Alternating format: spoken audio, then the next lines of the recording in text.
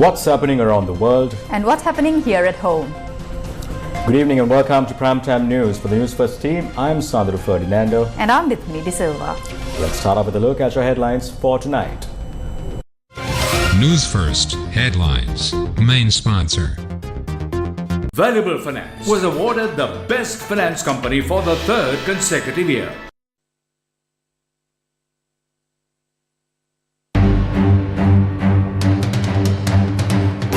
Sri Lanka's Samita Dulan sets a world record at the Kobe 2024 Para-Athletics World Championships. Funeral procession for the late Iranian president and foreign minister begins. Final rites on Thursday. Sri Lanka braces for heavy rains in the coming days. Flood warnings also issued. Diana Gamage granted bail over the passport scandal.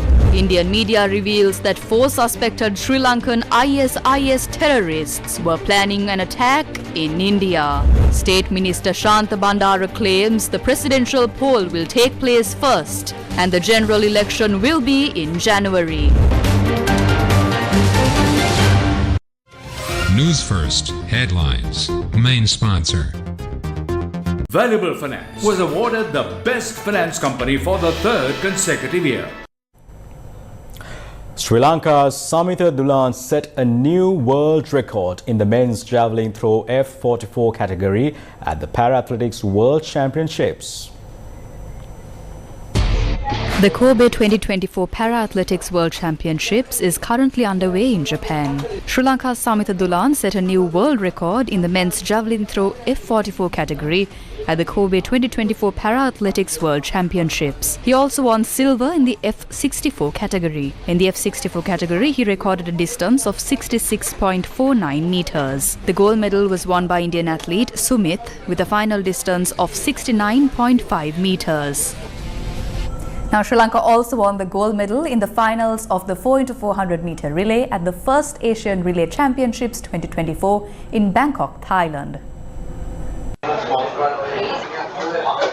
The Sri Lankan 4x400 men's relay team clocked a time 3 minutes and 4.48 seconds to win the gold in the finals at the first Asian Relay Championship 2024 in Bangkok, Thailand. India settled for silver while Vietnam took the bronze medal. The funeral and burial ceremony of Iranian President Ibrahim Raisi on Thursday noon at the holy city of Mashhad. Iranian media reported that several funeral ceremonies took place today and will take place tomorrow. In addition, Iran announced it will hold presidential elections on June 28th following the martyrdom of President Ibrahim Raisi and his entourage in a helicopter crash on Sunday. Millions of people have taken part in a massive funeral procession for Iranian President Ibrahim Raisi and his companions who were martyred in a helicopter crash in a remote mountainous area of Iran's northwestern province of East Azerbaijan. The funeral ceremony started on Tuesday morning and drew a massive crowd. The mourners marched alongside the coffins, draped with the national Iranian flag, in the northwestern Iranian city of Tabriz. The participants shouted slogans to pledge allegiance with leader of the Islamic Revolution, Ayatollah Sayyid Ali Khamenei, as well as the principles of the Islamic Revolution, and vowed to stand firm against enemies.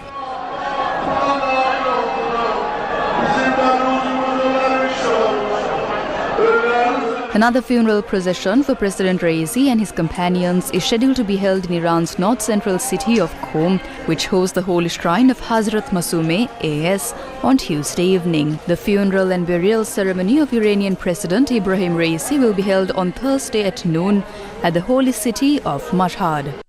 Iran announced it will hold presidential elections on the 28th of June, following the martyrdom of President Ibrahim Raisi and his entourage in a helicopter crash on Sunday. The heads of the 3 branches of the Iranian government, executive, legislative and judiciary, including interim President Mohammad Mokbar, Parliament Speaker Mohammad Bagher Ghalibaf and the judiciary head Gholam Hossein Mohseni Ajay, held a meeting a day after the tragic loss of the President Ibrahim Raisi. The newly appointed interim president who replaced Raisi chaired the meeting among the top officials.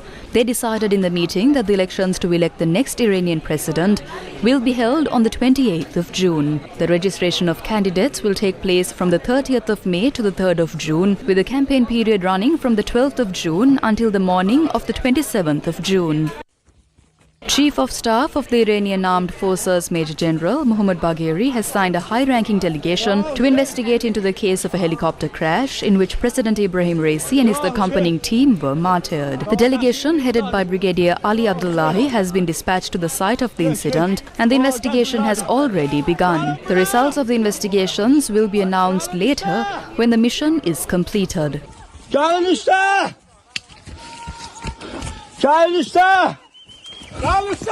하자가 하자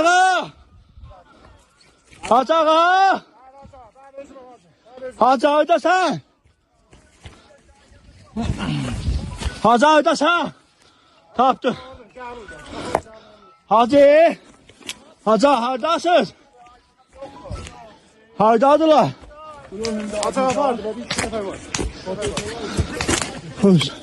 구로 힘자지 후에상 해야지 못할 사과하다. 이거 여신 여신 여신 여신 여신 여신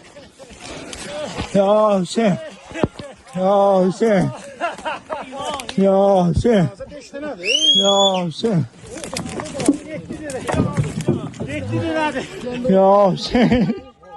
여신 여신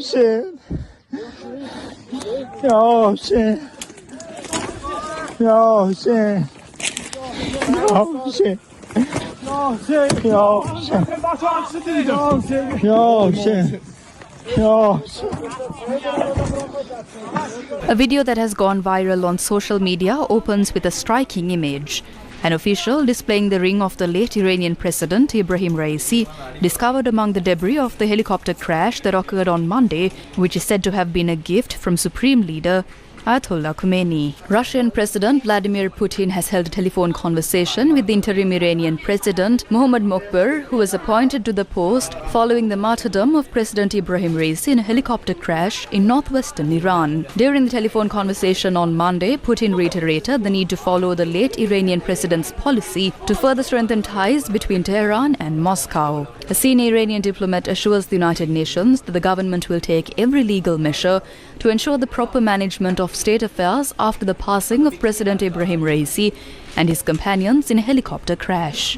Iran's foreign ministry said that the martyrdom of Iranian President Ibrahim Raisi and Foreign Minister Hossein Amir Abdullahian will not disrupt the country's regional and international role. It said the martyrdom of these prominent figures will undoubtedly cause no disruption in the determination of the country's diplomatic apparatus to serve national interests and will not impact the Islamic Republic's positive and constructive role in regional and global equations. The United States expressed its official condolences for the death of Iranian President Ibrahim Raisi, Foreign Minister Amir Abdullahian and other members of the delegation in a helicopter crash in northwest Iran. As Iran selects a new president, the US State Department said it reaffirms support for the Iranian people and their struggle for human rights and fundamental freedoms. In addition, US Secretary of Defense Lloyd Austin said that America had no involvement in the downing of Iranian President Ibrahim Raisi's helicopter. Regarding the death of Iran's president in the very unfortunate helicopter crash, we continue to monitor the situation, but we don't have any insights into the cause of the accident at this point. And certainly, I know the Iranians are investigating, or will investigate, and so we'll see what the outcome is once their investigation is complete. In terms of our force posture, I don't have any announcements to make, and again, this is something that we'll continue to watch, and I don't necessarily see any broader regional security impacts at this point in time. Sri Lanka is observing today as a national day of mourning due to Iranian President Ibrahim Raisi's death. People visited the embassy of the Islamic Republic of Iran in Sri Lanka to express their condolences over the death of the Iranian president and the foreign minister.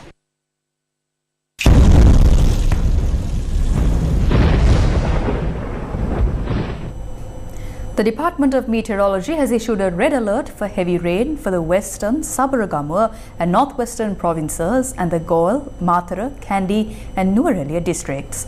The department added that heavy showers above 100 millimeters are likely in these areas. The Met Department said the prevailing showery and windy conditions will continue with the southwest monsoon conditions gradually establishing over the island.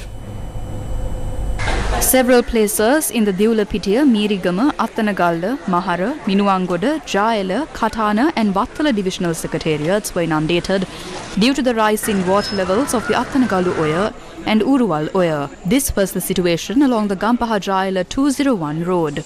The Department of Irrigation said the Kuda River and Maguru River may reach minor flood level during the next 48 hours and requested people living in the low-lying areas of the Bulat Sinhala, Madurava and Palinda Nuwara divisional secretariats to remain vigilant in this regard. A sluice gate of the Kukuleganga reservoir was opened due to the heavy showers. As a result, the Kuda River overflowed, inundating several areas including the Bulat Sinhala, Molkava Main Road, Dambala, Naliadda and Atambegas Junction. 8 sluice gates of the Thabova reservoir were also opened due to the persistent showers. Newsfirst correspondent said although Puttlam did not receive continuous rain today, several suburban areas including Goodshed Road, Samagimawatha and Kolita Tissa Road remain inundated. Several areas including Mahaweva along the Colombo-Chilau main road were inundated as a result of the Hamilton Canal overflowing. All schools in the Puttlam district will be closed tomorrow as well due to the inclement weather. 4 sluice gates of the Daduru Oya reservoir were opened up to 3 feet each due to the heavy showers. The water levels of the Nilwala River has also risen at present. Many low-lying areas surrounding the Gin River were inundated while the Baddegama Wakwala Road was inundated in Nagalia. Newsfirst correspondent said many low-lying areas in Holuwagoda, Akmimana and Thotagoda were also inundated.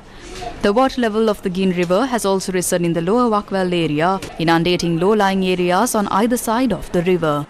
The Kalaweva reached spill level this morning as a result of the increase in the amount of water flowing into the Kalaweva through the Dambuloya, with the rainfall experienced in the upper catchment areas. 2 emergency sluice gates of the Kalaweva have been opened up to 1 foot each. 6 sluice gates of the Rajanganya reservoir were also opened.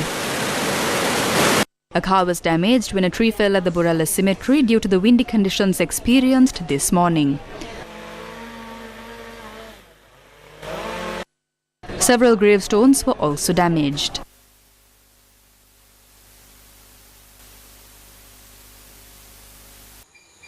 Several trees also fell in Alpitia due to the rain and winds. Newsfirst correspondent said as a result, many houses were also damaged.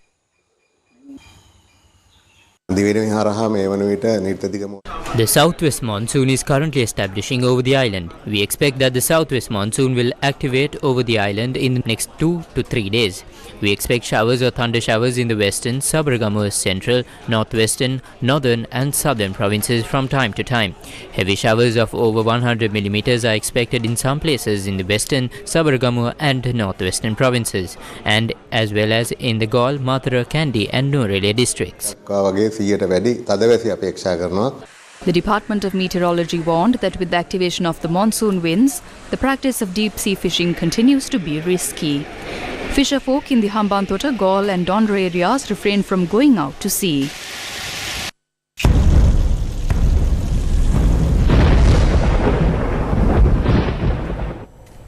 Former State Minister Diana Gamage was granted bail by court after being accused of obtaining a passport by producing false information. Former State Minister Diana Gamage, named as a suspect yesterday, appeared before Colombo Chief Magistrate Thilina Gamage with a lawyer this afternoon. The magistrate granted bail to the suspect, setting the cash bail at 500,000 rupees and 2 sureties at 10 million rupees each. In his bail order, the magistrate instructed the suspect to refrain from making any statements that could insult the aggrieved party. Despite the case being scheduled, officers from the Criminal Investigation Department did not appear in court.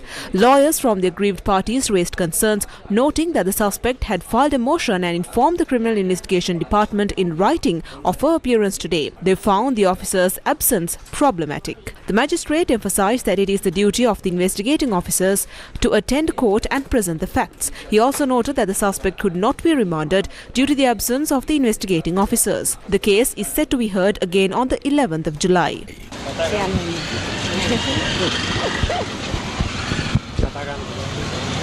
කතා කරන වෙලාව මේක නෙමෙයි කතා කරන්න වෙලාව එනවා මම ඔයගලන්ට එතකොට කතා කරන්න. ඒ කවද්ද? වැඩි කාලේ යන්න ඉස්සෙල්ලා.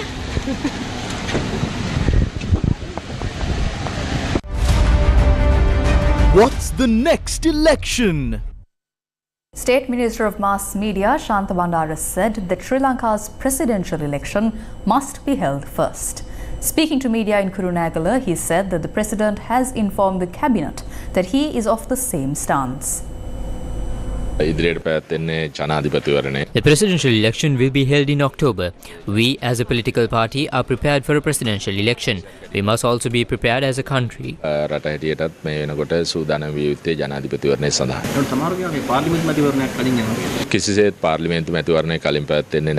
general election will definitely not be held first. It will be a presidential election. Once the president is sworn in on the 18th of November, he will most probably decide to dissolve parliament. If that's the case, a general election will be held in January. The 10th parliament will commence before the next Independence Day.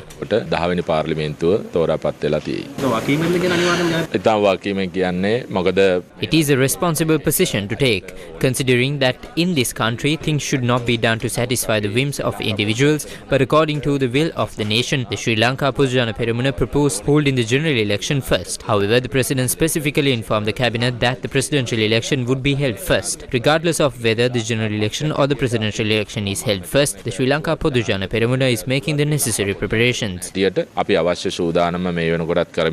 State Minister Shantha Bandara represents the SLPP in Parliament. Was the State Minister's statement the stance of the SLPP? But General Secretary of the SLPP, Attorney Karyavasam, said that the final decision on Sri Lanka's next election must be made by the President of the country, not a State Minister. What's the next election?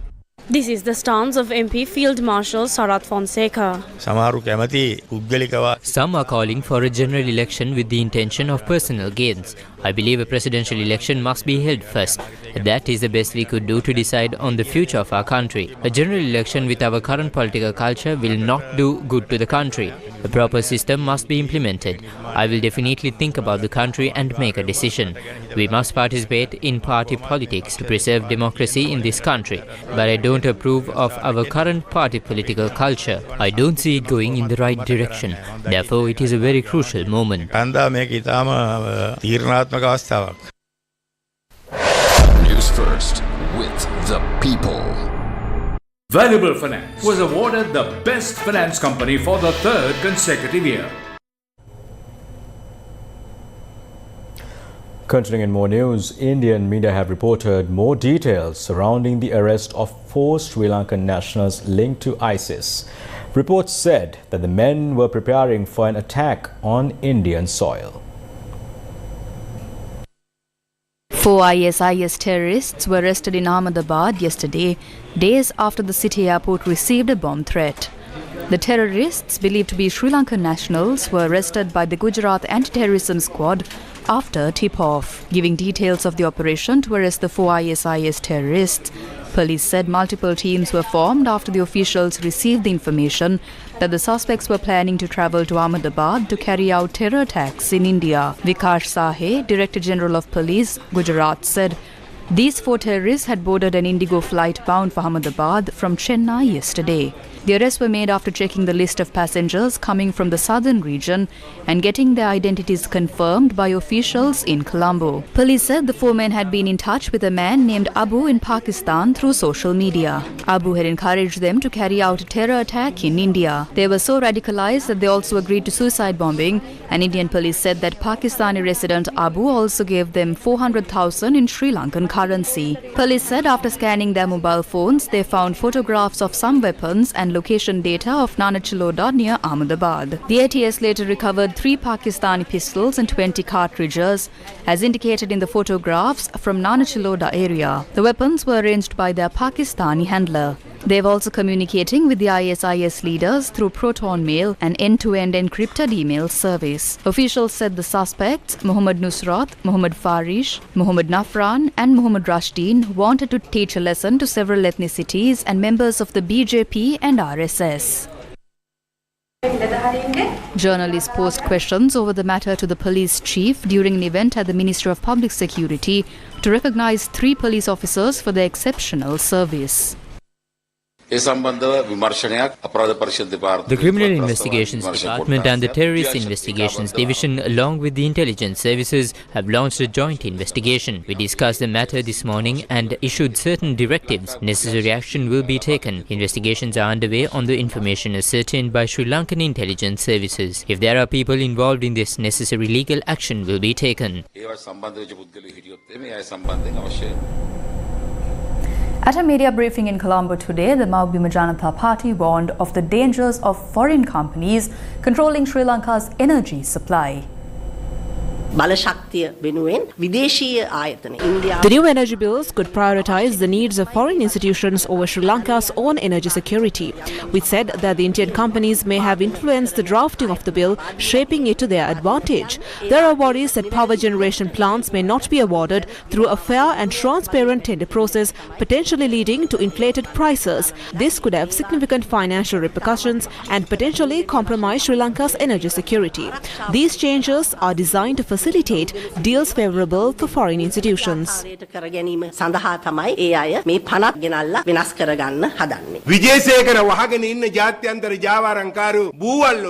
international traffickers who are hiding behind Kanchana Wijesekara's shadow are using Ranil Wickremesinghe to say that new electricity bills must be tabled and hand over Sri Lanka's national power system to India or some other party. There's a desire to appease both India and the US, all while keeping the pearl of the Indian Ocean, Sri Lanka, out of grasp. Giving away the national power system in this country would mean that the industrial economic production capacity of our country and all the means of earning national income would be subordinated to a foreign entity.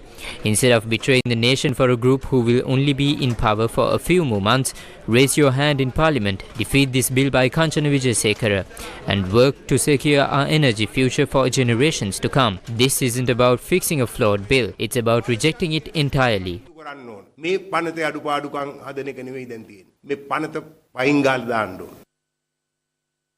A meeting regarding the proposed Mana wind farm was held today in Mana, chaired by former MP Ramalingam Chandrasekaran. Currently, the rights to develop wind power plants have been granted to Adani. This means we will not only be reliant on Adani's power plant, but also purchase the power it generates. Will such an arrangement be fair to the people of Sri Lanka? No. Therefore, if these companies build wind power plants, this could cause hardships for the daily lives of people living in the Mana district.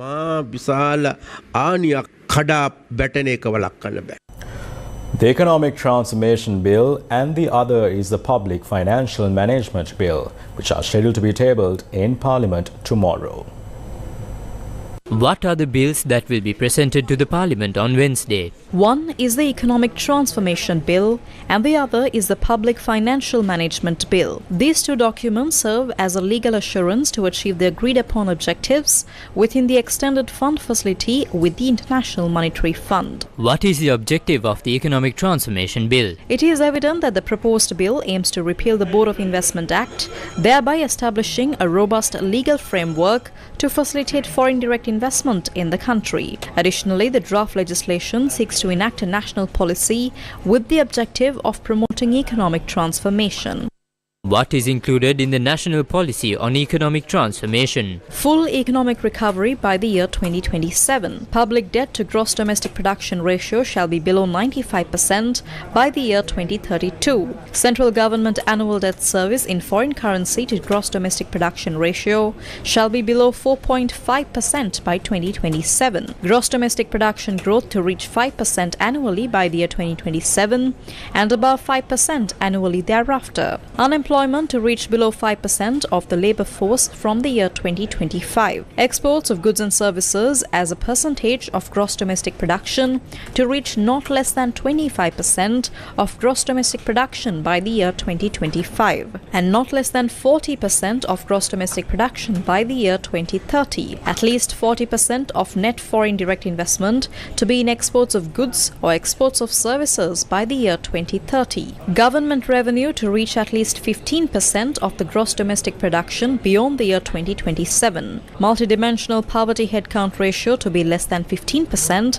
by the year 2027 and less than 10% by the year 2035. Achieving net zero by the year 2050 when it comes to the balance between the amount of greenhouse gas that is produced in Sri Lanka and the amount that is removed from the atmosphere. It is mentioned that it shall be the duty of the Cabinet of Ministers to base the national policy on economic transformation. The Cabinet of Ministers shall prepare and present to Parliament a report on the policy framework and strategies to give effect to the national policy on economic transformation every 5 years. All policies, programs, regulations, circulars and directives of the government shall conform to such national policy on economic transformation. The government, through the minister assigned the subject of economic policy, present to Parliament each year the measures being taken towards achieving each target of the national policy on economic transformation. Parliament shall have the oversight control. What provisions will be included to attract foreign direct investment? Foreign investment shall be permitted into all sectors and regions of Sri Lanka. Foreign investors shall be permitted to own 100% of the shares in entities engaged in such sectors and regions. The Minister may, with the approval of the Cabinet of Ministers, introduce new entry requirements or restrictions for foreign investments into Sri Lanka by regulations made under this part if deemed necessary for reasons of national security, public emergency, public safety and environmental protection. Economic Commission, Zones SL, Office for International Trade, National Productivity Commission and Sri Lanka Institute of Economic and International Trade shall assist the government in achieving the objects of rapid growth for the national economic transformation. The Economic Commission shall review policies, laws and regulations relating to investments, international trade and exports and to advise the Minister on measures that are considered necessary to facilitate the attainment of the objects of the Economic Commission. The Economic Commission Board shall consist of not more than 10 members, with not more than 6 people appointed by the President. One of them will be named the chairperson of the EC Board. The Zones SL shall supervise and regulate the management of investment zones. The Office for International Trade will be established to promote and develop international trade of Sri Lanka. The President shall, with the concurrence of the Constitutional Council, appoint an Ambassador for International Trade. The Ambassador for International Trade shall be the Chief Negotiator for international trade negotiations. The National Productivity Commission will be established to promote economic growth through increased productivity for the improvement of well-being of people in a sustainable manner. The NPC is accountable to Parliament. The Commission shall make recommendations on streamlining regulation of productivity, promoting healthy competition and contestable markets, and on catalyzing structural transformation. 5 members shall be appointed by the President to the Commission. Establishment of an institute which shall be called the Sri Lanka Institute of Economic and International Trade to be a platform for research and policy making relating to economics, international finance and international trade. It is tasked to initiate, promote and facilitate measures for development of knowledge and skills in economics, international finance and international trade studies among parliamentarians and public officers.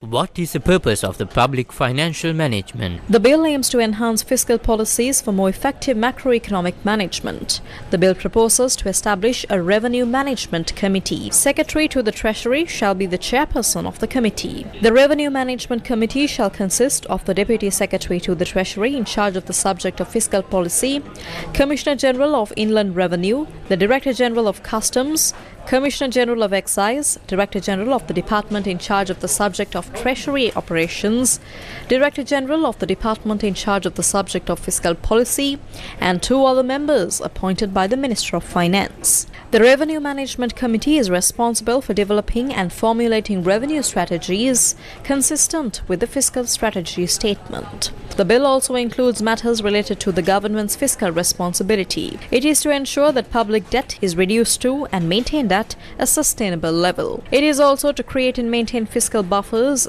that secure against future shocks. The bill also aims to manage and mitigate fiscal risks in a prudent manner. It also aims to ensure discipline, transparency and accountability in fiscal management. For this purpose, the Fiscal Strategy Statement shall be prepared by the Minister of Finance annually and be submitted to the Cabinet of Ministers for approval. Upon obtaining approval of the Cabinet of Ministers, the Fiscal Strategy Statement shall be announced by the Minister of Finance in Parliament, and the annual budget for the next year shall be prepared based on such fiscal strategy statements. A committee on cash flow management chaired by the Secretary to the Treasury will also be appointed. The committee is tasked with selecting and executing public-private partnerships and the government investment projects. As per the bill, the Minister of Finance shall have the power to provide an opinion regarding proposals for the establishment, closure or merger of each state-owned enterprise. In addition, the Finance Minister shall have the power to issue corporate governance guidelines aimed at enhancing the performance of state-owned enterprises and exercise financial oversight over state-owned enterprises.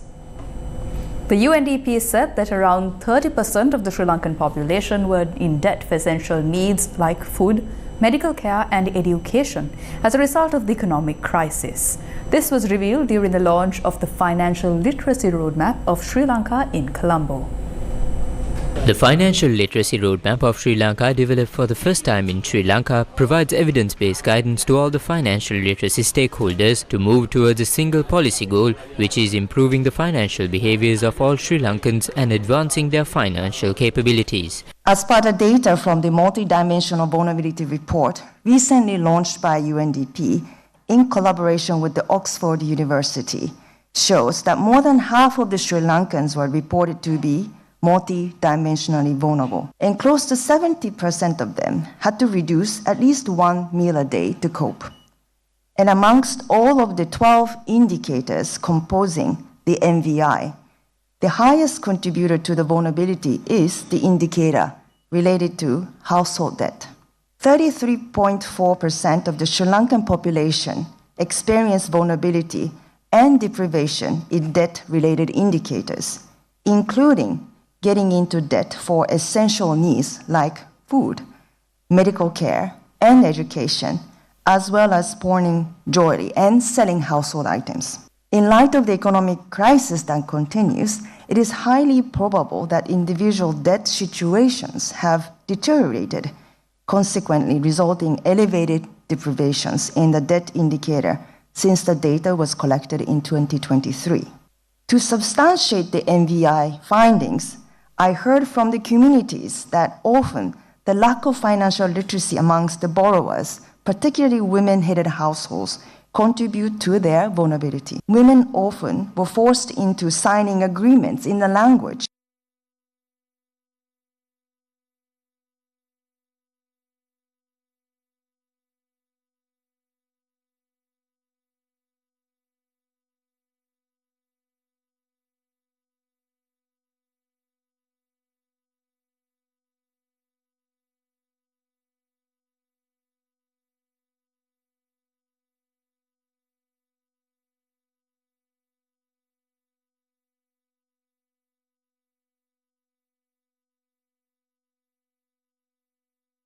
investment and borrowing. They are more likely to understand the impact of monetary policy decisions that we take and respond appropriately in line with the monetary policy stance, contributing to effective policy implementation. That's one part how that is linked to central bank objective.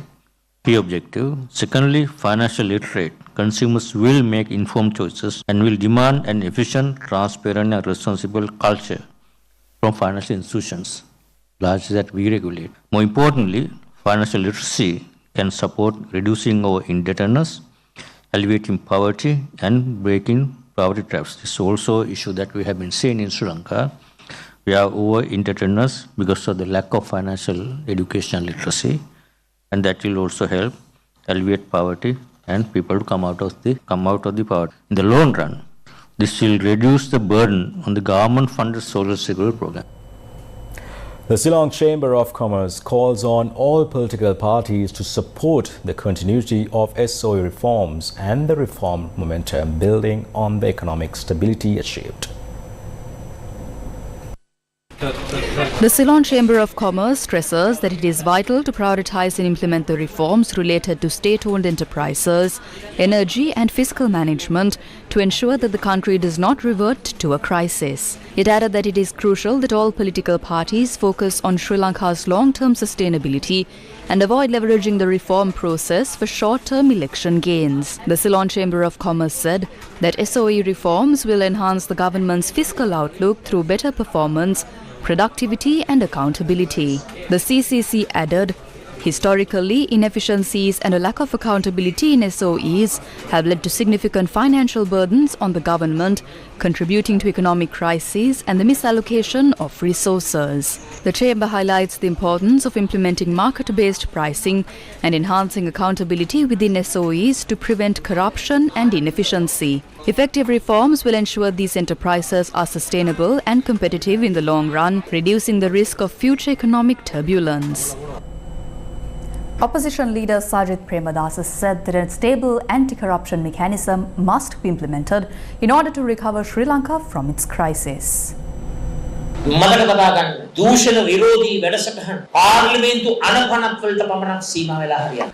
that anti-corruption programs are not limited to parliamentary acts and bills. This should be enshrined in the constitution. There should be an independent and transparent anti-corruption mechanism. We need to establish a mechanism that is immune to influence at any time. By fighting corruption, not only we can bring to justice those who have ravaged our nation, but we can also reclaim the lost resources, property income and money that rightfully belong to this country. This is why I firmly commit to implementing it.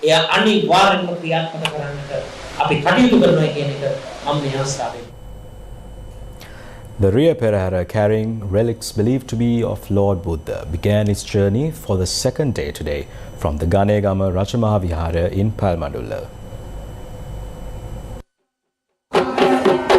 A grand procession carrying relics believed to be of Lord Buddha commenced its journey yesterday from the Kuragala Purana Rajamaha Vihara to the Ganegama Rajamaha Vihara in Palmadulla. This morning, the procession, known as the Ria Perahera, continued its journey towards Ahalyagoda. Devotees lining the route offered prayers and veneration to the holy relics. This afternoon, the procession reached Sri Nagarukarama Mahavihara in Ahalyagoda via Kuruvita Ratnapura. Tomorrow morning, the relics will be transported from Ahalyagoda to the Kaduwela water cutting pier. From there, they will travel by boat along the Kalani River to the Kalanya Rajamaha Vihara tomorrow night. On Vesak Poya Day, the relics will be brought to the Sirasa Vesak zone at Braybrook Place, Colombo at 2 p.m. Meanwhile, a separate procession carrying relics believed to be of Sariputta and Mogallana, the two chief disciples of the Buddha, from the Agrasavaka Mahavihara in Maliga Khanda, Colombo, will arrive at the Sirasa Vesak zone at 3 p.m. on Vesak Poya Day.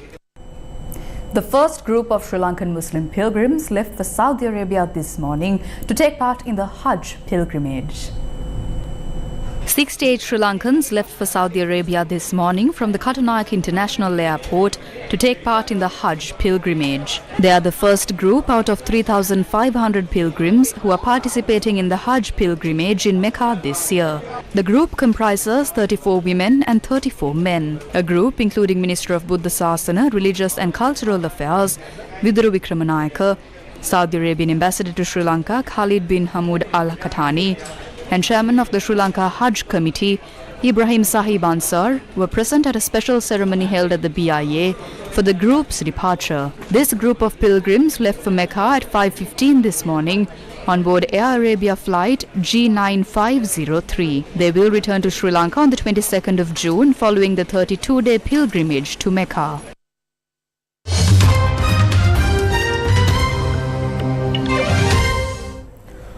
One person has died on board a Singapore Airlines plane that encountered severe turbulence on a flight from London to Singapore.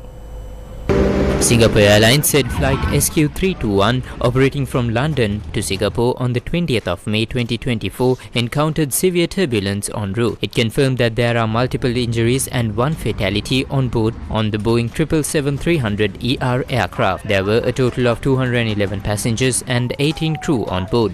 18 individuals have been hospitalized. Another 12 are being treated in hospitals. The remaining passengers and crew are being examined and given treatment where necessary at the Swarnabhumi International Airport in Bangkok. The Singapore Airlines team is on the way to Bangkok to provide any additional assistance needed.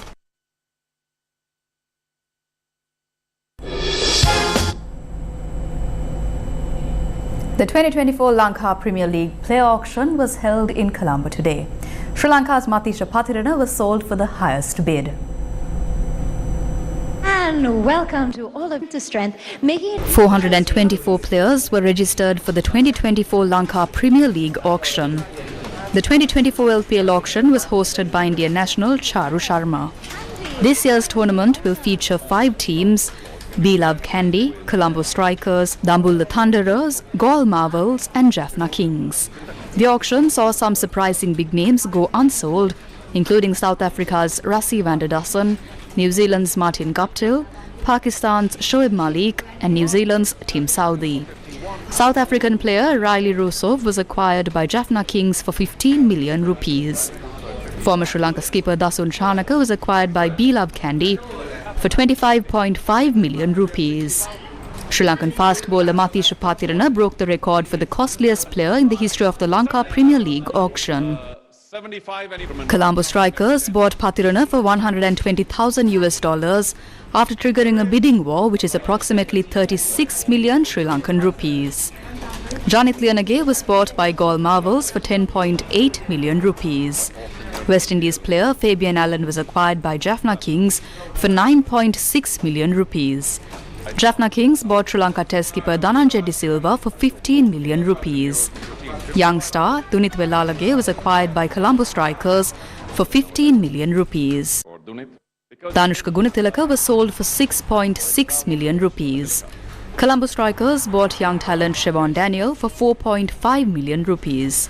Isru Dana was acquired by Gaul Marvels for 30 million rupees.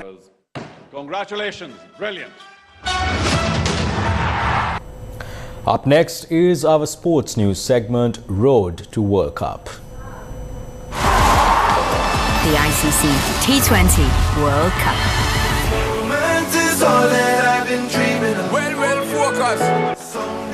The International Cricket Council announced the release of the ICC Men's T20 World Cup 2024 official anthem, Out of This World, on the 2nd of May. It was released by iconic Jamaican artist Sean Paul and Trinidad and Tobago's soccer superstar Cass.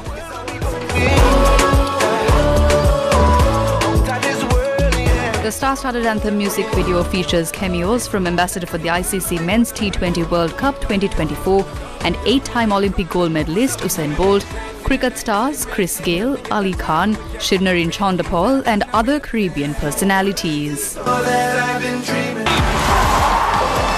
ICC T20 World Cup. And with that, we wrap up news for tonight. Thank you for watching. Good night.